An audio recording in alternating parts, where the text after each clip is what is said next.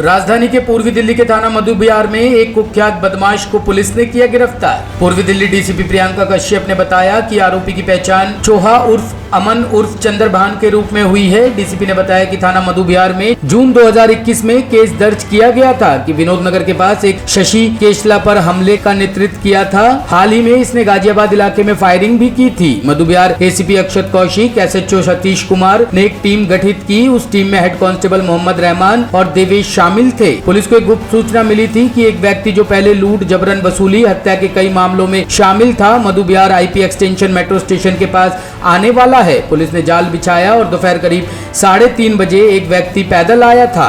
मुखबिर के इशारे देने पर हेड कांस्टेबल मोहम्मद रहमान और देवेश ने उसे पकड़ लिया। तलाशी लेने पर उसके पास से एक पिस्टल और 4 कारतूस बरामद की गई है। पुलिस ने आईपीसी और आर्म्स एक्ट के तहत मुकदमा दर्ज किया और उसके खिलाफ कई थानों में 7 केस दर्ज है। आज बेसिकली मधु विहार पुलिस स्टेशन में हमारे एसएचओ साहब और एसीपी साहब के नेतृत्व में एक बहुत ही अच्छा काम हुआ है। एक वांटेड क्रिमिनल हैं by the name of चौआ alias अमन और इनका दूसरा नाम चंद्रभान भी है। वांटेड क्रिमिनल हैं। यूपी पुलिस और हमारी ईस्ट डिस्ट्रिक्ट के केसेस में इनकी इन्वॉल्वमेंट थी और इनकी हिस्ट्री काफ़ी पुरानी है। 6 इनकी प्रीवियस इन्वॉल्वमेंट्स हैं। मर्डर केस के ये पैरोल पर आए थे और मर्डर केस गाज़ीपुर थाने का है। और अभी कल की एक रेड में कुछ हमारी सीक्रेट इन्फॉर्मेशन थी और हमारे बहुत ही बाखूबी हमारे 2 हेड कांस्टेबल हैं जिनका नाम है मोहम्मद रहमान और देवेश। उन्होंने बहुत ही जिसे कहते हैं ब्रेवरी दिखाकर और हमारे एसएचओ साहब भी इसका मिनट टू मिनट हालात ले रहे थे और लाइकवाइज हमारे एसीपी साहब भी। और एक रेड में इनको हमने पकड़ा है और इनसे बरामद हुई है एक पिस्टल और 4 लाइव कार्ट्रिजेस। हमारे 307 का एक मैटर था, अटेम्प्ट टू मर्डर केस में भी वांटेड थे और अभी हाल ही में गाज़ियाबाद में 10-1 दिन पहले इन्होंने एक फ़ायर किया है, उसका भी केस दर्ज है। एक्सटॉर्शनिस्ट हैं और मेनली इनका धंधा एक्सटॉर्शन का ही है। और ये 10 दिन पहले जो वारदात हुई है गाज़ियाबाद में, उसमें भी इनकी सिमिलर नेचर की वारदात है। अक्षत, आप कुछ कहना चाहेंगे? जी नहीं मैम, आपने सब कवर कर ही दिया। और क्योंकि ये थोड़ा टाइम प्रिजन में भी रह चुका है तो इसको थोड़ा सा पुलिस वर्किंग के बारे में एक्सपीरियंस था, लेकिन एक टेक्निकल एंड ह्यूमन इंटेलिजेंस का काफ़ी कॉम्बिनेशन करके हमने ज़ीरो इन कर लिया था कि किस एरिया में इसका मूवमेंट काफ़ी ज़्यादा होता है।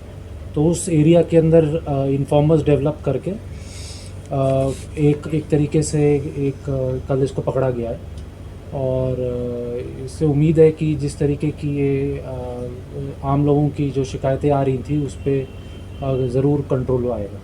Thank you. मैम, किन लोगों को टारगेट करते थे चुराई के लिए और इसका प्रोफाइल बताते थे? 28 साल के हैं ये और ये 2009 से इस क्राइम की दुनिया में इन्वॉल्व हैं।